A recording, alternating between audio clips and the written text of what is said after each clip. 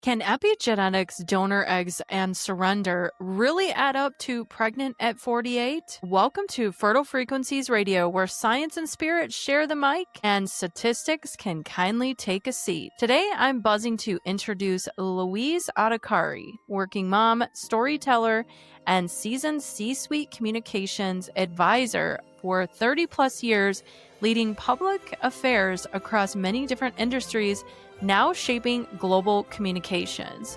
Louise's path flipped the script. After 2 failed transfers, she reframed everything through epigenetics, the process by which a mother's body imprints on a growing baby. She chose donor eggs with an open heart and did the bravest thing of all. She let go. The day she surrendered control, life responded, "You're pregnant," and that same day, she also got a new job. She carried her daughter and gave birth to her at the age of 48, not by muscling the outcome, but by aligning with her higher self and divine timing. In this episode, we unpack the mindset, the 2-week wait, why genetics isn't the whole story, and how the law of detachment can turn too late into right on time. If you're over 40, weighing donor conception, or craving proof that science plus spirit can co-create miracles, then press play.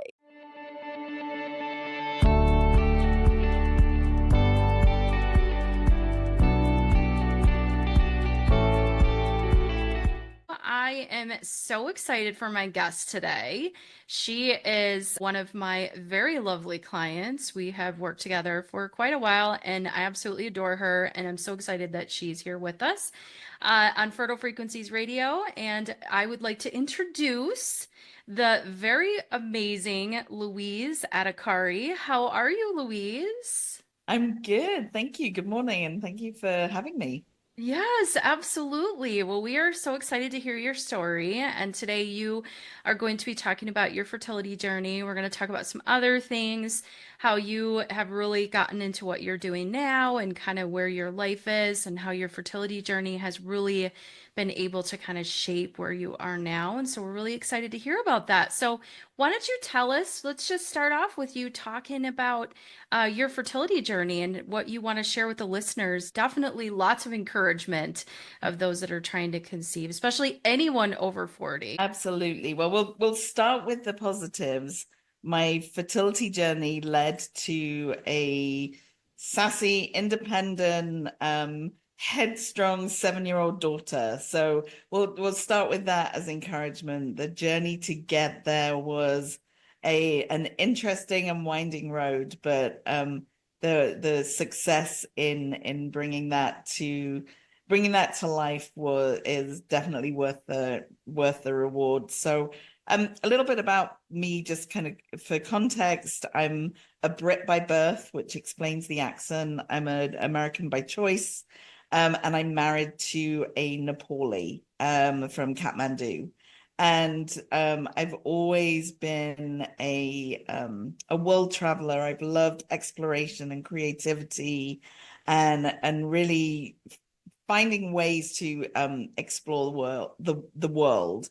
And my fertility journey is kind of part of that. I met my husband a little later in life. I was in my mid-30s. And I actually met him in Kathmandu, Nepal. I had signed up to do a charity trek to Base Camp Everest, and he was my expedition leader. So in a nutshell, I followed him up a mountain and then brought him home as a souvenir. um, it was one of those kind of destiny meant us to meet. The reason I was on the trek was it was a bucket list item for an ex-boyfriend who I wanted to prove that I could do something on the list. But that put me in Nepal, and then the trajectory of the next now 18 years has been with Ravi by my side.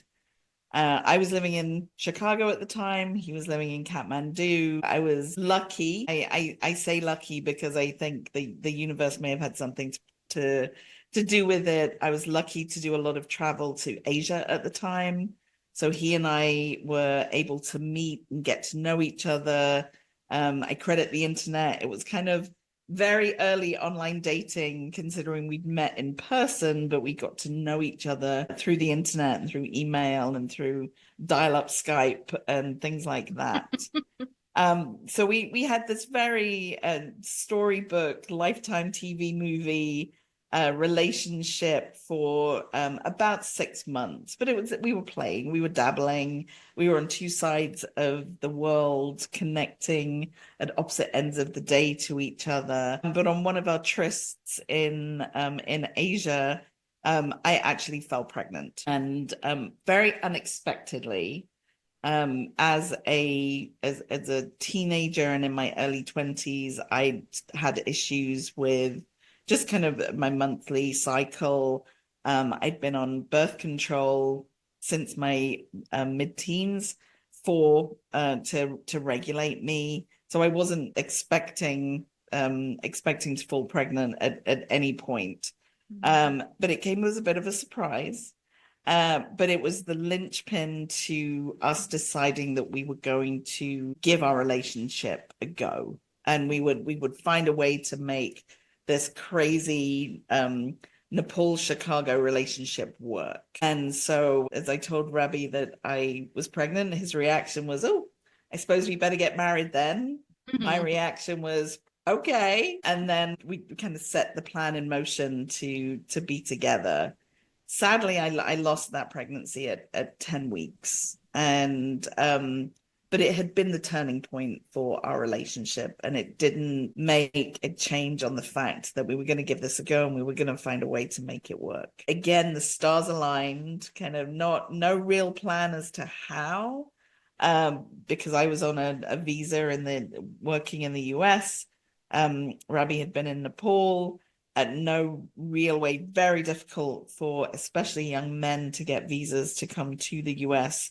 So we started looking for opportunities that would put us somewhere else, another country. And I was offered an opportunity to actually go to Dubai and work in Dubai. And so we got married, we moved to Dubai, and it started married life. We spent a year in Dubai, we spent 2 years in Mumbai, India, and then moved to Michigan, where I was in a pretty senior corporate communications role, a lot of travel, a lot of kind of bouncing around the world, long hours, very, very dedicated to my work and to my job. It was all I knew.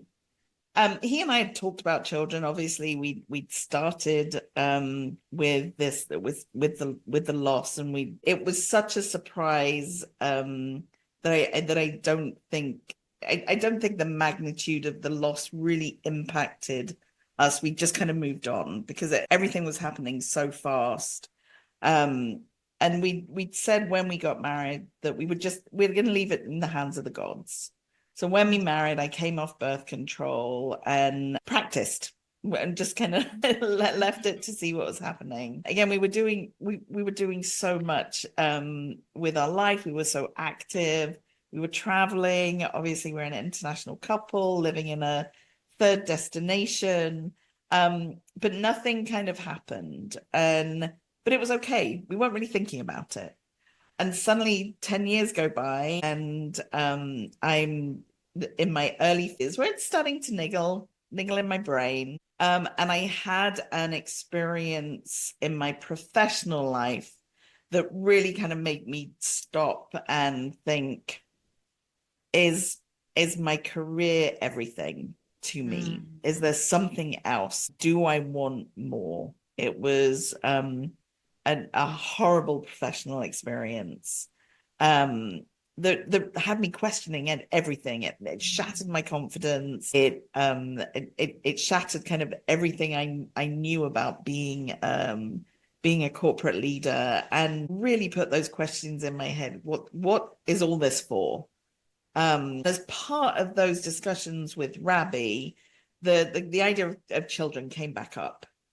And we looked at each other with very, very serious kind of faces and said, well, I'm 42. If it hasn't happened, I don't know that it will, but let's go see a doctor. This was the first time we kind of actively pursued an answer to why we hadn't fallen pregnant in the kind of the 10 years preceding that.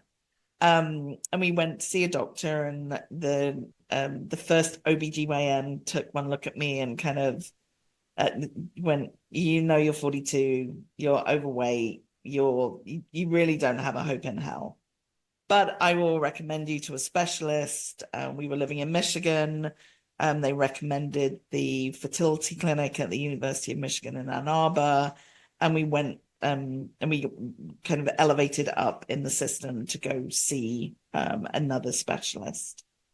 And it was there at the U of M that I learned a couple of things. There was one reinforcement that at 42, you're quite old to be doing this. But in a much more positive stance, not you're 42 and you're done and dusted. This was just a reality check of you're 42. Within the U of M system at 42, I'd aged out of their IVF programming to have a child with my own eggs. They could recommend me to a private clinic who may be able to support me if I wanted to go down that path. But with their programming, I'd aged out just by nature of being 42, which I knew was in the cards. I knew that was a reality. We knew going into this that there wasn't a definitive end, as much as we kind of the concept of children was now kind of taking hold as something that we would like to add into our lives. The reality of that was different. Then the doctor kind of introduced an idea which I really had no concept of, and it was the idea of egg donation. The challenges we had were obviously mine, and so he brought up that did I know what egg donation was? Is egg donation something that we would consider? And my initial reaction was, oh no, that's weird. It was a very visceral reaction to, that's just strange. That's taking a piece of someone else and putting it in me and growing someone else's child. It felt, at an initial glance, it felt like I was going down a surrogate route almost. That this child that I would be carrying was someone else's.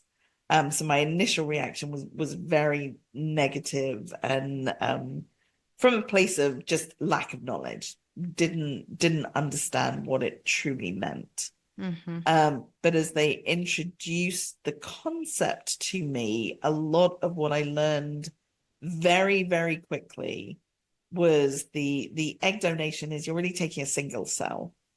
And then once it's obviously mixed up in the lab, and then once it gets kind of added into my environment, into me, that environment and how I nurture it and how I feed it becomes as much a part of me as that single cell of DNA. And so while if you swab a test, we may not appear to be related, the fact that I grew and incubated and nurtured a baby inside of me for 9 months would definitely be my child. And so we decided to start a pursuit of IVF through egg donation. The benefit of egg donation is you don't have to go through the egg retrieval process, which I know can be brutal and is draining, physically exhausting. Our donor, Michigan, it's an anonymous donor who I have so much gratitude for, went through that process for us. And so that is kind of happening in the background as I'm getting my body physically healthy. Rabbi and I talked up front. I think with the reality of being 42, when we started the process, there was a time, obviously there was some time pressure and time constraint. There was a financial, I wouldn't call it a constraint. There was a question of finances. It's not necessarily cheap to pursue this help. And so that had to be a consideration. Our medical insurance was incredibly supportive and paid for up to 3 attempts. Mm-hmm. So with my age and with our medical insurance support, we kind of put a framework around what this pursuit looked like. And it was, we would commit to 3 tries. And if at the 3rd try, we didn't win, we didn't, if at the 3rd try it didn't take, then it just wasn't meant to be. And we did a lot of talking together on truly recognizing and feeling gratitude for the life we had and everything that we did and the freedoms we had, and that we were surrounded by families. Our friends had families, and we are fantastic aunts and uncles, and we have godchildren, and we are surrounded by children anyway. So if it's not on the cards for us, it's okay. Mm-hmm. And so I think going in with that mindset and having a framework alleviated some of the pressures of being all in and this has to happen, and this is the only thing for me. We'd done some of that. Had I started the journey 10 years earlier, I think it would have been a very different ball game. But where we were in our life with my age, it was the right decision for us. Mm-hmm. The doctors wanted me to drop weight very quickly for round 1. And so the 3 months leading up to round 1, I was on a liquids only diet, which was miserable. But it worked. The weight came off. I was fit and healthy, kind of going into that, meeting all of the right expectations, and it was failure. Nothing, and the 2-week wait came to naught. And it was mortifying. Anyone who's been through this, that you, regardless of how chill you kind of feel going into it, if it doesn't work, it's awful. It's all of those expectations, whether you've thought about them in advance or not, suddenly become real. The what ifs, or what have I done wrong? Why did I wait so long? Very much on me. Very, very internal. Should I have done something different? Should I have, could I have been healthier? Could I have dropped more weight? So the reaction to it not working was crushing. I love what you're talking about. I just want to elaborate on this a little bit, because this is really important to anyone that's listening to your story, that, that 2-week wait and then a transfer failing and what that feels like.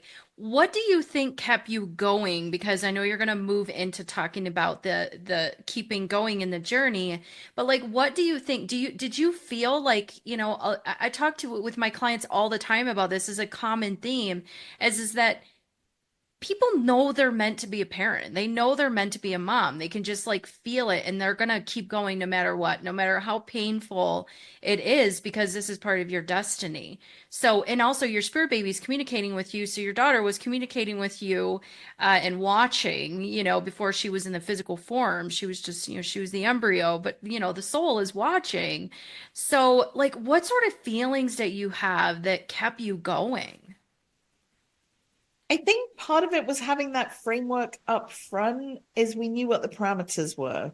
Mm-hmm. This was round 1 of 3. So there was going to be a next one. There was definitely going to be a next one. And so I think that was what kept me going. It was momentum.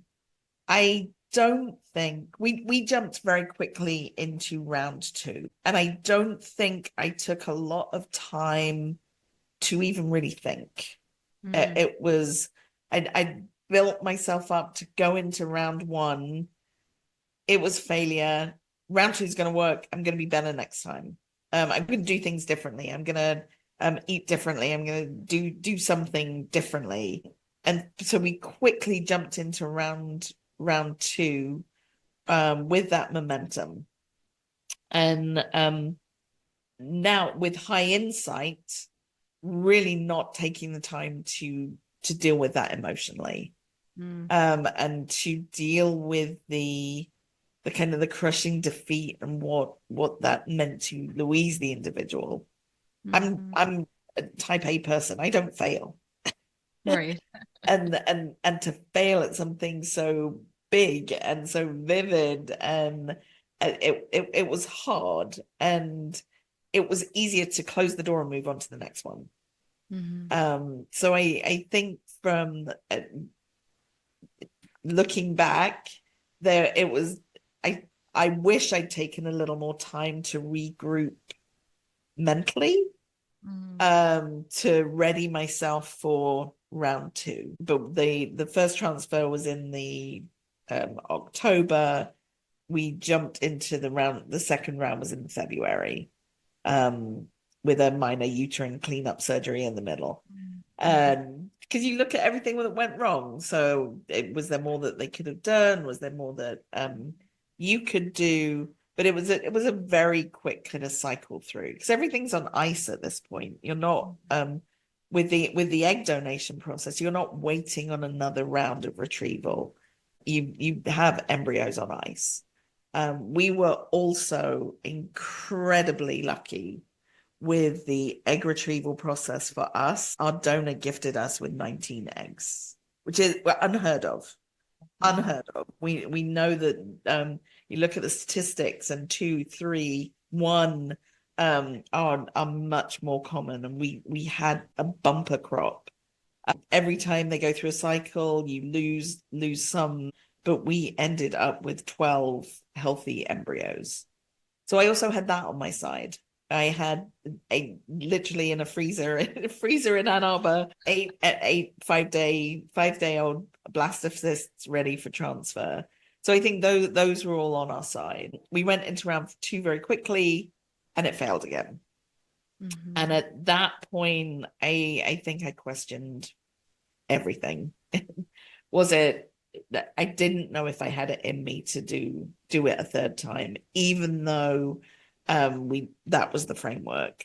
I wasn't ready to jump straight back in and do it a third time straight away. I needed a break. I needed time to grieve what hadn't happened. I needed time to regroup on all of those wants and desires, and the conversations you start having with your partner about, oh, isn't it going to be so cute when we're taking the kid to the park? Or, oh, I can't wait until our kid's doing a piano recital or playing soccer as a toddler. You start to envisage all of those things. It becomes real as that journey progresses. And the second loss was really hard. Or the second 2-week wait was traumatic, was much more draining mentally. And at that point, I wanted a break. And we talked to our doctor, and kind of very, very flippantly, he's like, they're on ice, they're not going anywhere. So as long as you maintain your health and your fitness and your mental fitness, you can wait for a while. It's not going to do you any harm. It's not going to make a lot of difference by waiting another year, 18 months. I had an opportunity to go and work in Brazil for the following summer, which was a high energy, it was for the Olympics. So a high energy corporate sponsorship, corporate entertainment, hospitality role. Zika was an issue at the time, so we didn't want to be pregnant around the possibility of that. And so we decided to take a break and kind of regroup, commit to round three, as we'd always said we would, but we were going to take a break from the whole process and just kind of shut the door. We'll come back to it once we've had this summer of work and travel and fun and far too many mojitos and lots of rare steak in Brazil, and just enjoyed ourselves and just kind of regrouped as a couple and came back with a different mindset. And when we decided to go into round 3, I'd also made some other big life decisions. I had decided that I'd been with the same company for 17 years, an incredible career that, as I said, the reason I traveled the world was because of my work. But we were living in a small town in Michigan, and I wanted to be in a city. It was kind of pre-COVID, so work from home, work remote wasn't really on anybody's radar at that point. And I decided to bring that journey to a close, and had made the big decision that I was ending a 17-year career with this one company who really shaped me as an individual, as a professional. And we were going to move on, and we were going to start another journey in Chicago. So I'd made that decision. We were starting to look for jobs and for the move. And then we were going all in on round 3. And I think mentally I was in a very calm, healthy, balanced frame of mind. And I went in with no expectations. I dealt with the 2 failures, and I could live through another failure if that was what was meant to be. I want to ask you a question, because you're at a point that I feel is really, really important to talk about, is that mindset. And so you mentioned that you were in a very different mindset. And also I have to mention, based on how our subconscious mind works, is that, do you think that from the very start that you could have possibly just planted the seed that you thought that 3rd time was going to be the charm? Maybe. Maybe. Yeah. Okay. The mindset now, I both with high insight and at the time, it was just I didn't feel the pressure of the first or second round. I didn't feel the pressure of, oh, if I fail, this is the end of the world. It was like, if this doesn't work, it's just not meant to be. And we're okay with that. We were okay with that at the start of this journey. It was hard to go through rounds 1 and 2. But if it's truly, if my body is not meant to carry a child, there's always adoption. There's always another option. We have embryos, there's surrogacy. If we want to really pursue parenthood at all odds, we still have options. Again, an incredibly blessed position to be in.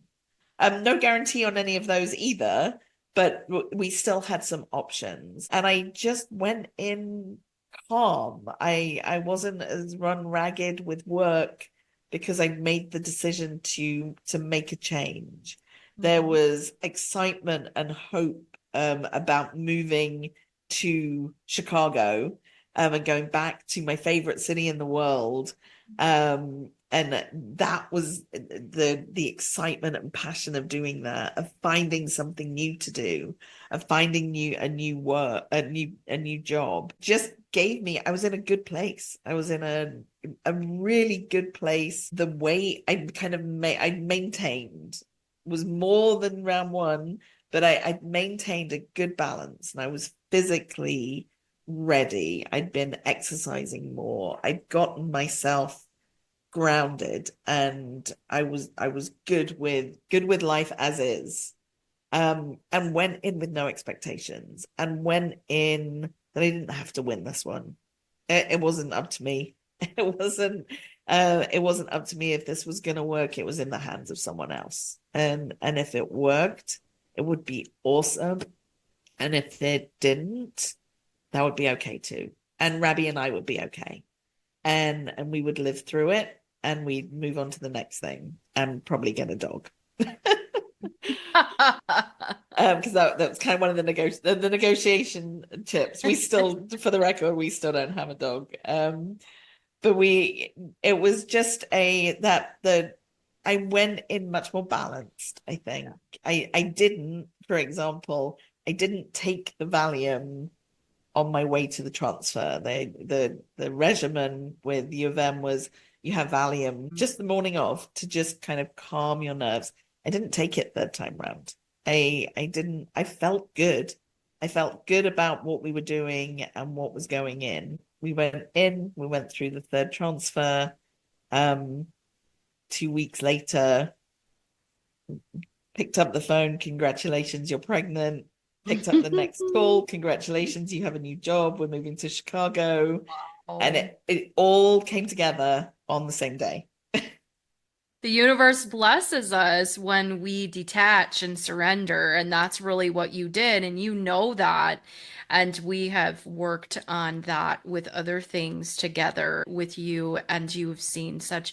You're at a place now, Louise, where I know that you trust yourself, and it's for your fertility journey and other things too. And it's just such an incredible gift to be in that place. Anyone listening to Louise's story now, as we're having this conversation, that Louise is proof of that. She's proof that it can be really hard to surrender and trust, but when you do let go, and if you know about universal laws, that is one of the universal laws, that the law of detachment. So she really was able to detach. And Louise is sitting here to this day. Of course, we'll let her continue telling her fertility journey, but, this wonderful little girl that's entered her life. And it wouldn't have been possible if, she wouldn't have allowed herself to detach and let her actually come into her life. And I think as I keep having to learn that lesson. Mhm. I keep having to learn the lesson of letting go, surrendering, stay with the plan. You know what your grand plan is. You're not necessarily in control of making that happen. Mhm. And the taking the action steps towards it, the bite-sized pieces, but you can't drive that. It's gonna come at you in a way that is unexpected and profound. Mhm. And I keep having to learn that lesson. It's great working with you, Lindsay, on this journey that I've kind of come to through fertility, which was pre us meeting, Mhm. but that now continues to play out in other areas.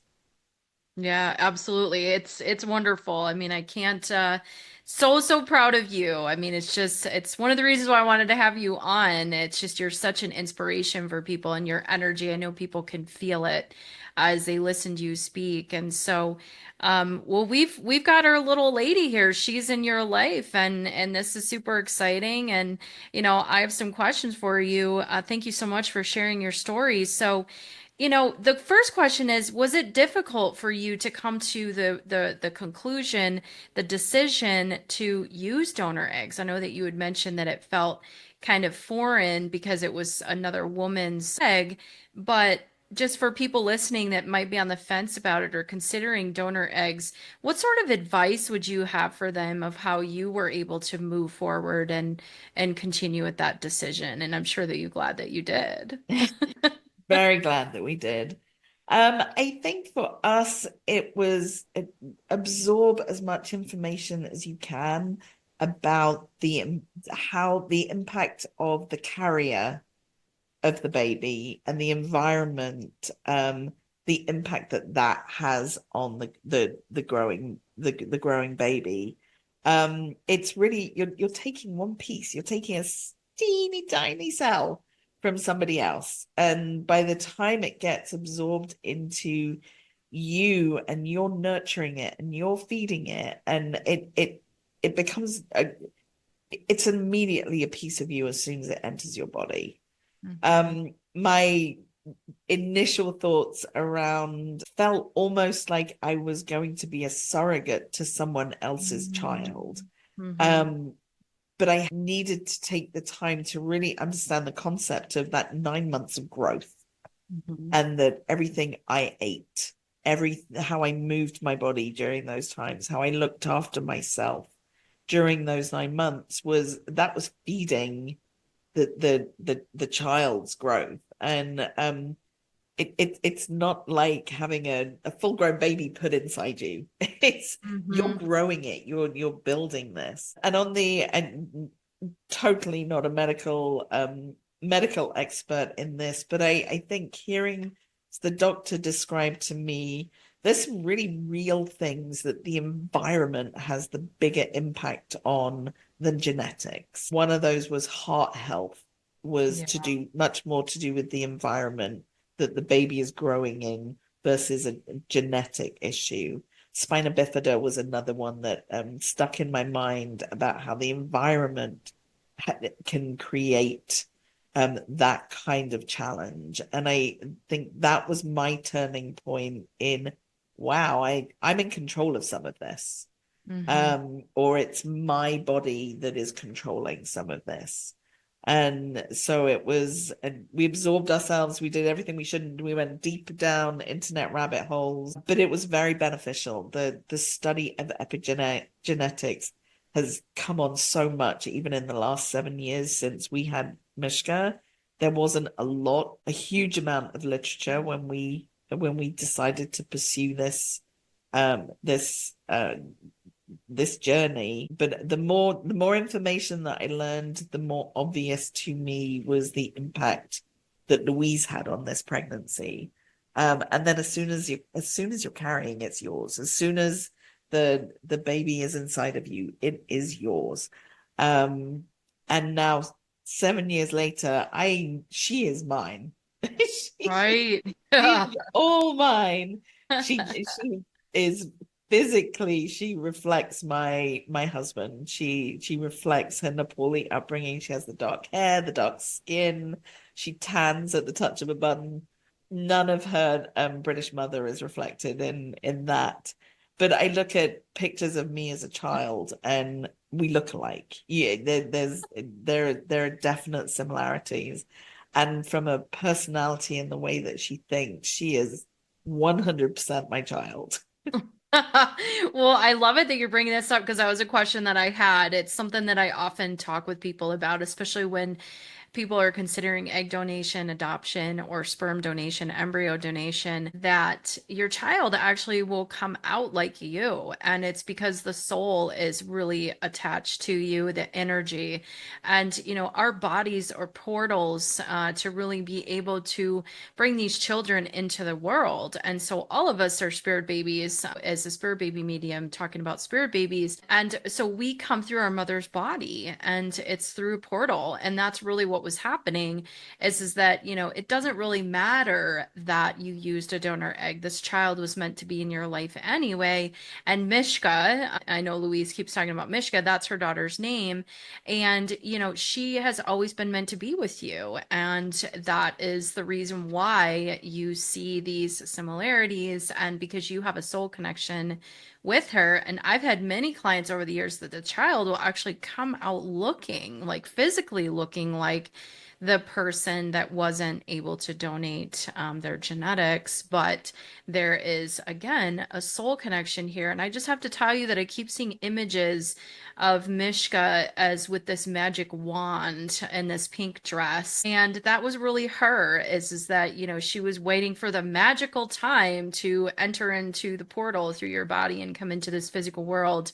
And then it really wasn't. I think you knew intuitively that it was going to be third time the charm, because that's actually what she wanted. Because in the growth of your evolution, you really were able to be in the position that you really wanted to be in as her mother. And so it's not just about their entrance, but we do have to remember with everyone is choosing when they want to come into this physical world. So when we're trying to get pregnant, we need to remember that too and be patient, which can be hard. But our spirit babies, our babies have their agenda as well. But also, they love us so much that they want us to be in the place in our growth before they actually come into the experience. And so that's what I'm really feeling is that she just really wanted you to have that gift of being able to really be putting yourself first, rather than trying to put everyone else first. It's Yeah, beautiful. it definitely drove that big transition, I think, having her going through the process of just a fertility journey was really it's been a lot about finding myself and finding who I am and who I am authentic, what is authentic to me. I didn't know I really wanted to be a mother. It had never been my soul driver. I had best friends who it's the only thing they wanted. And those who came to it easily, those who have struggled, but it's been the only thing they wanted. I never had that. I never felt a desire to be pregnant, to give birth to a child. But when at the right time and when that came to me as this is what I do want. Hang on a minute. I do want this. I do kind of like this idea. I've said Mishka's the child I didn't know I wanted, the child the universe knew I needed. And seeing her blossom into this independent, sassy, creative, imaginative kid.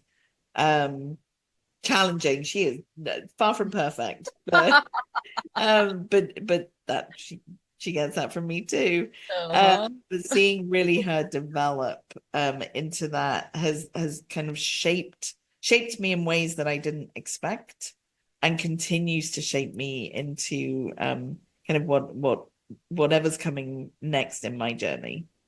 Yeah, I love that. And that leads us right into, how do you feel that Mishka changed you and really how you view life? Oh, that's a big question. I know, I know. Well, let's think about about your contribution and where you feel that you are going, maybe in what I say contribution because that's more of what rather than career. I don't like anyone to ever think of what they're doing as work. You're creating, you're a creator. So, but if we want to use the word career, because a lot of people resonate with that word, so they understand what that means.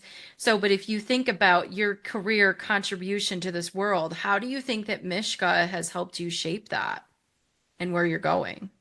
Well, I think initially there's just the change of becoming a mother changed me from being very selfish, not in a mean or cruel way, just a very focused on myself. Any child, any caring kind of relationship where you're nurturing someone else, that has to change. And so I started to look very differently at what was important to me, what is important to me. Have done a lot of self-reflective work on how did I didn't set out to have a grand career in corporate public affairs. I had opportunities presented that I jumped on, and it's fueled a passion. I'm a writer at heart and a wordsmith. PR's given me that, and everything else that comes with a corporate career. But what I've realized, especially in the last couple of years since my mum passed away, is I want to give more of me to Mishka. It's not a material thing. I can support her materially by warrant of having this very kind of traditional corporate career. But I want time. I want time to give back, to be with her, to spend time with her. And not necessarily just her. Having a child has just made me see the world differently. And living through my own experience of self-worth and realizing that in my mid-50s, I'm now just accessing, there are some really cool life skills and tools that had I had earlier, I may have made different decisions, things like meditation or just self-worth, self-efficacy, belief in myself. um, had I had tools that I've now been introduced to, either by nature because I've had to learn to be patient, I've had to learn to listen to a person who can't explain themselves directly. So there's growth there, compounded by growth of inner work. An introduction when I started working with you, Lindsay, really thinking about who am I? What's my authentic self? Um, and wanting to take kind of my next leap, is I'm using the current time to kind of pivot. I believe that my corporate time is coming to an end, and the world of the entrepreneur is starting to resonate. Um, but how that had always looked to me was I've just jumped from corporate PR to freelance PR. Um, and really seeing Mishka develop and seeing her needs, she's become my muse, and my goal now is to apply myself to the world of children's mental health and wellness, and specifically in an elementary school age. I don't know 100% what that looks like. But I want her to have exposure since now, to the tools and the mindset and the way of thinking and manifestation that she's got control over. I want her and her peers to be able to access that since now. And I think there's a space, in the I want to say market, it's bigger than market. I think there's a space in the world to develop, somewhere for children that will have give them access to that. Yeah. That's incredible. And what I'm feeling is that Mishka really helps you awaken your sacral chakra, which is your womb space. And that really is a place of fertility. And fertility beyond just having a baby, but creation, and really being able to be in that authentic self and be comfortable in that. And so I think that's a huge part of why she's in your life, and why she's here is to help you to be able to map that out. And we've talked about this before, but Mishka has a big purpose here, not just with your purpose, but also with things that you will definitely see unfold. And she is absolutely your muse. So I'm so excited that you guys have each other, and your story is absolutely incredible. And just to state, how old were you when you had Mishka? I was 48 when I Okay. gave birth to her. Wow. 48, I carried her to 39 weeks and 6 days, and she delivered at 10 pounds, 10 ounces. She was a she was huge. Yeah, manifestation. Well, huge manifestation, 10-10. And an incredibly healthy pregnancy. That other than being tired, checked, I was lucky in the way of floating through pregnancy that I did. Especially as my OBGYN laughs at me. He's like, you walked into my office at the end of your first trimester, graduated from kind of fertility school into a standard OBGYN, who I found on Google, but who became the perfect person. He a specialist in a kind of maternal aging mothers. I can't think of the official term for it. But he's like, I looked at you and saw old, overweight, IVF baby. What could go wrong? The whole list of things. But we kind of breathed through all of them. So it was definitely the right pregnancy at the right time to deliver the right kid. That's absolutely amazing. Absolutely incredible. And your story, again, is just so incredible to be able to share. And I know that we've talked about you possibly writing a book about it. I think that sharing your story will help so many people, to be able to offer that inspiration and encouragement that are struggling with fertility obstacles and might be more of the advanced maternal age and thinking that it's never going to happen for them.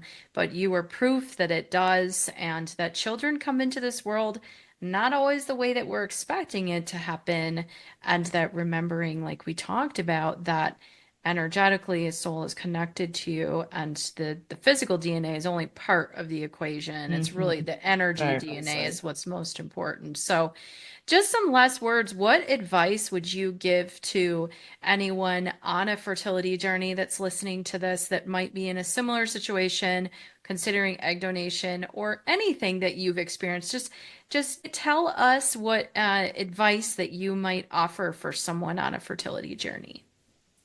I think don't lose yourself to the journey. Keep the focus on you, because regardless what happens, you're still standing. That's in the rounds that I went through. I think initially I lost myself to the journey.